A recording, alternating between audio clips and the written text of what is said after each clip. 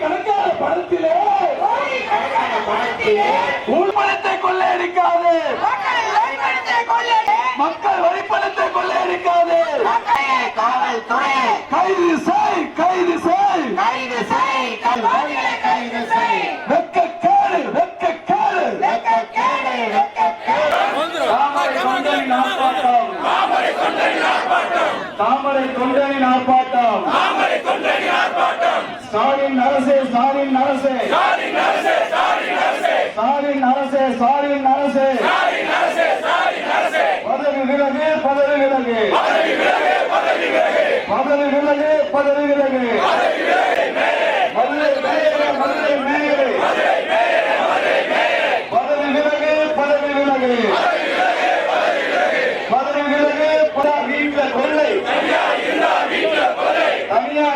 வீட்டுல கொள்ளை, தனியா இருந்தா வீட்டுல கொள்ளை, கூட்டா சேர்ந்தா வீட்டு வரி கொள்ளை, கூட்டா சேர்ந்தா வீட்டு வரி கொள்ளை. ஸ்டாலின் அரசே, ஸ்டாலின் அரசே,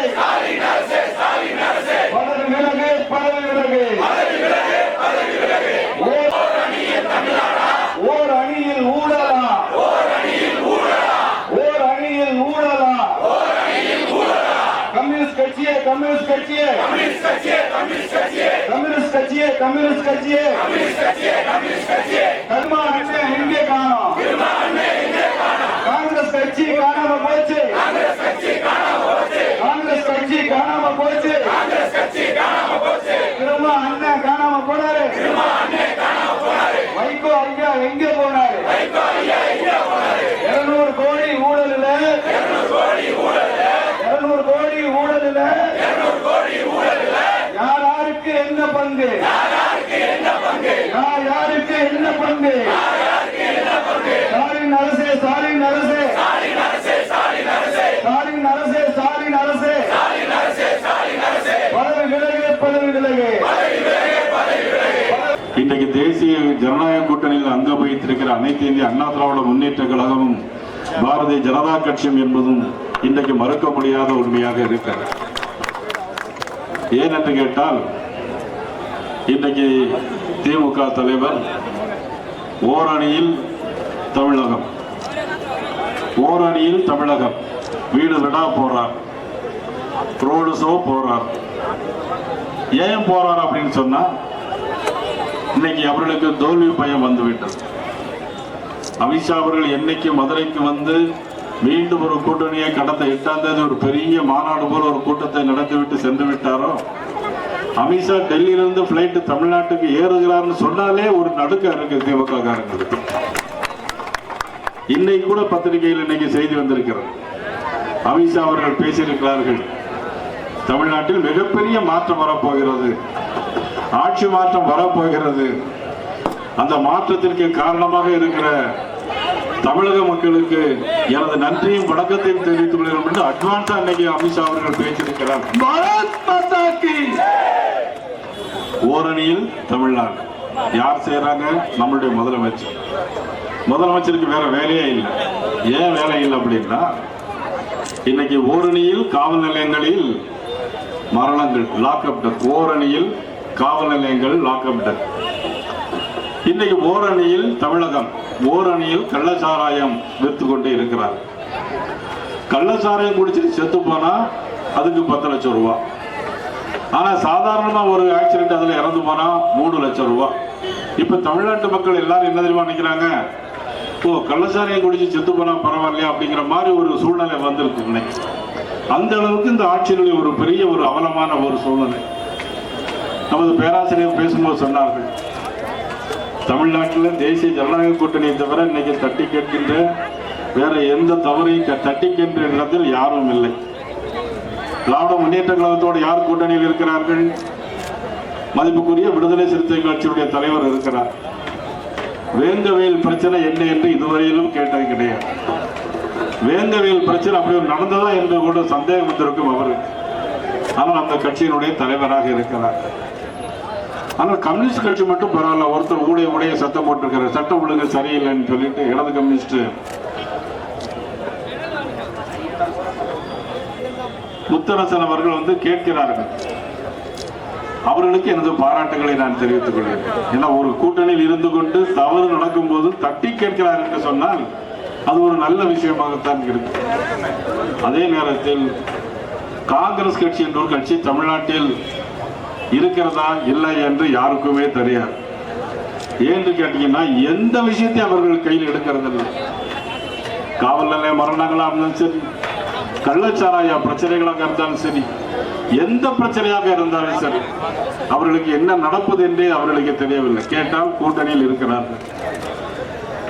நான் இன்றைக்கு மதுரையில் இருந்து சொல்லிக் கொள்கிறேன், உறுதியாக சொல்லுகிறோம், 2026 பொது தேர்தலில் திராவிட முன்னேற்ற கழகமுடைய கூட்டணியும் நிச்சயமாக வீட்டுக்கு அனுப்பப்படும். அதற்கான ஆர்ப்பாட்டத்தின் அச்சாரம் தான் இந்த மதுரை மண்.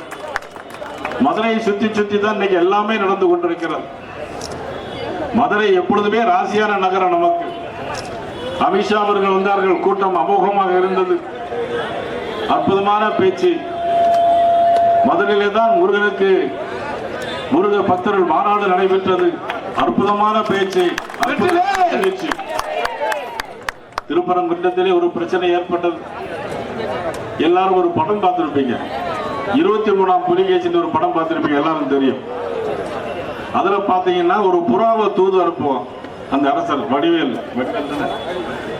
வடிவேல் வந்து புறாவை தூது அனுப்பும் போது, பழைய காலத்துல அரசர்கள் ஒவ்வொன்று தூது அனுப்புவாங்க தூதுவர்கள் மூலமாக. ஆனா புறா மூலமா தூது விட்டான். அந்த புறாவை என்ன பண்ணா பொறிச்சு சாப்பிடுவோம் அந்த அரசன். அந்த உடனே தான் பார்த்தா எதிரி நாட்டு படையெடுத்து வரும்போது, ஒற்றர்கள் வந்து சொல்றாங்க படையெடுத்து வராங்க அப்படின்னு சொன்ன உடனேயே, ஒரு புறாவுக்காண்டா இவ்வளவு பெரிய அக்க போற அப்படின்னாங்க. ஆனா ஒரு பிரியாணி சாப்பிட்டது தான் மதுரையில் இன்னைக்கு 10 லட்சம் பேர் கூட்டினாங்க. திருப்பரங்குன்ற அடிவாரத்துல ஒரு பிரியாணி சாப்பிட்டதுக்கு தான் 10 லட்சம் பேர் கூட்டினாங்க. நான் எதுக்கு சொல்றேன்னா, அதையும் அறநிலைத்துறை அமைச்சர் குறை சொன்னார். நாங்கள் நடந்ததுதான் உண்மையான பக்தர்கள் மாநாடு அப்படின்னா. ஆனா மதுரையில் நடந்த பக்தர்கள் மாநாட்டில் பார்த்தீங்கன்னா முதல் 5 நாட்களும் பார்த்தீங்கன்னா 2.5 லட்சம் பேர் வந்தாங்க. கடைசி நாள் வந்து பார்த்தீங்கன்னா 5 லட்சம் பேர் வந்தாங்க. ஆனா கூட்டம் அமைதியாக நடந்தது, அற்புதமாக நடந்தது. கூட்டம் முடிச்சுட்டு போகும்போது பார்த்தீங்கன்னா எல்லாரும் 5 லட்சம் பேரும் தான் உட்கார்ந்த சேர அப்படி எப்படி எடுத்து அடுக்கி வச்சுட்டு போற கூட்டம் தான் முருக பக்தருடைய கூட்டம் தான் தெரிந்து கொள்ள வேண்டும்.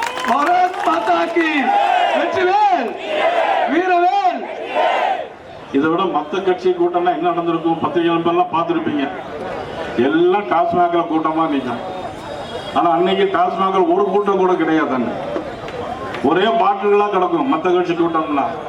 ஆனா இன்னைக்கு முருக பக்தர்கள் மாநாட்டில் 5 லட்சம் பேர் எப்படி வந்தாங்க, எப்படி போனாங்க, எதுல கஷ்டம் யாருக்குமே தெரியாது. எல்லாமே முருகர் பார்த்துக்கிட்டார். 2026 தேர்தலையும் முருகர் பார்த்துக்கிடுவார், சூரசம்சாரம் பண்ணுவார். ஆக அந்த அடிப்படையில் இன்றைக்கு மதுரையில் நடைபெறுகிற இந்த ஊழலையும் தட்டி கேட்கிறதுக்கு தான் பாரதிய ஜனதா கட்சியுடைய மாவட்ட தலைவர்கள் பேராசிரியர் சீனிவாசன், நமது மதிப்புக்குரிய கதலி நரசிங்கம்மா அவர்களும் இந்த ஊழலை தட்டி கேட்க வேண்டும் என்பதற்காக இந்த மதுரை மண்ணில் கூடியிருக்கிறோம்.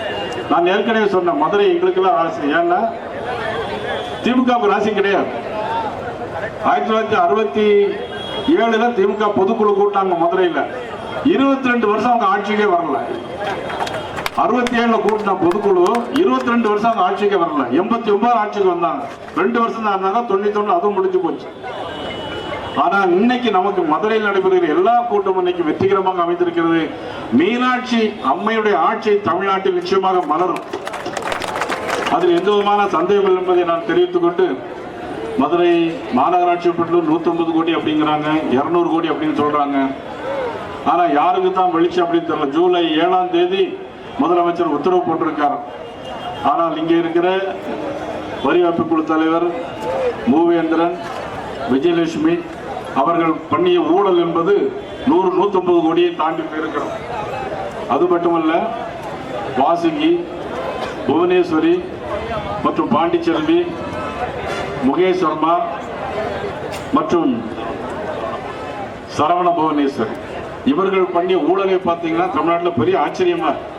KK நகர் வணிக விழா முன்பு கடைகள் அகற்றப்படுறதற்கு வணிக விழா உரிமையிடம் 30 லட்சம் ரூபாய் லஞ்சம் கேட்டிருக்கிறார். கடந்த முறை மண்டல தலைவர், தற்போதைய வடக்கு மண்டல தலைவர் சவர புவனேஸ்வரி, இந்த மண்டல தலைவர் அவங்க ஒப்பந்தம் போட்டு வீடுகளுக்கு சதுரடியை குறைவாக போட்டு அதில் அந்த சாப்ட்வேரை கமிஷனர் துணை கமிஷனருடைய சாப்ட்வேரை இவங்களே பயன்படுத்தி இருக்கிறாங்க. எவ்வளவு பெரிய ஊழல் கண்டுக்கிட முடியல யாருக்கும். இதே மாதிரி சிவகங்கையிலும் இன்னைக்கு திமுகவை சேர்ந்தவர்களை இன்னைக்கு பாண்டித்தர் சொன்னார். திமுகவை சேர்ந்தவர்களை இன்னைக்கு அவர்கள் ராஜினாமா பண்ணியிருக்கிறாங்க. அவ்வளவு பெரிய ஊழல் நடந்திருக்கிறது. புதூர் வண்டிப்பாதை ரோட்ல 15 தினங்களுக்கு முன்பாக ஒரு பத்திரப்பதிவிலே மிகப்பெரிய ஊழல் நடந்திருக்கிறது. புதூரில் ஒரு பேக்கரி உரிமையாளர் 5 லட்சம் ரூபாய் மிரட்டி லஞ்சம் கேட்டிருக்கிறாங்க. யாரும் அந்த பேக்கரி பேரத்தனும் அவங்களுக்கு மட்டும்தான் அதை தெரியும். அதுக்கு பிறகு திமுகவை சேர்ந்தவர்களிடமே ஒரு 7 லட்சம் ரூபாய் லஞ்சம் கேட்டிருக்கிறாங்க. திமுகவை சேர்ந்த ஒரு தொழிலதிபரிடம் 7 லட்சம் ரூபாய் லஞ்சம் கேட்டிருக்கிறாங்க. இவர்களெல்லாம் எப்படி வைத்துக் கொண்டு நாட்டு மக்களுக்கு எப்படி நன்மை செய்ய முடியும்? அது மட்டும் துணை மேயர் நம்ம சுசீந்திரன் தான் சொல்லிட்டு இருந்தார். துணை மேயர் வீடு கட்டின இடத்துல புறம்போக்கு இடத்துல சேர்த்து வீடு கட்டாதாங்க வர சொல்லிட்டு இருந்தார். நடபாதையில் வீடு கட்டிருக்கிறார். எவ்வளவோ சொல்லியும் இன்னும் அது நகரப்பாத இடத்தை அவர்கள் அப்புறப்படுத்தி கொடுக்க முடியவில்லை. இப்படியாக இன்னைக்கு ஊழல், எங்கும் ஊழல், எதிலும் ஊழல், எல்லாவற்றிலும் ஊழல். ஆக சம்பந்தப்பட்ட அமைச்சரே அவரிடம் ராஜினாமா கடிதம் வாங்கியிருக்கிறார். இதையெல்லாம் மக்கள் பார்த்து கொண்டு சும்மா இருக்க மாட்டார்கள். இதில் நீதி கேட்ட மண் இந்த மதுரை மண், கண்ணகி நீதி கிடைத்த மண் இந்த மண். இந்த மண்ணில் நாங்கள் நீதி கேட்கிறோம். இந்த ஆட்சி மாற்ற வேண்டும், இந்த ஆட்சி அகற்றப்பட வேண்டும். நாம் எல்லோரும் சேர்ந்து ஓரணியில் நின்று ஓரணி என்ற பொய் வார்த்தையை சொல்லிக் கொண்டிருக்கிற திராவிட முன்னேற்ற கழகத்தின் அரசை வீட்டுக்கு அனுப்ப வேண்டும் என்று அனைவரிடம் உங்கள் அன்போடு கேட்டு இந்த கூட்டத்தில் கூடிய அத்தனை பேர்களுக்கும் என்னுடைய மனமார்ந்த நன்றியும் வணக்கத்தையும் தெரிவித்து மீண்டும் சந்திக்கிறேன். நன்றி, வணக்கம்.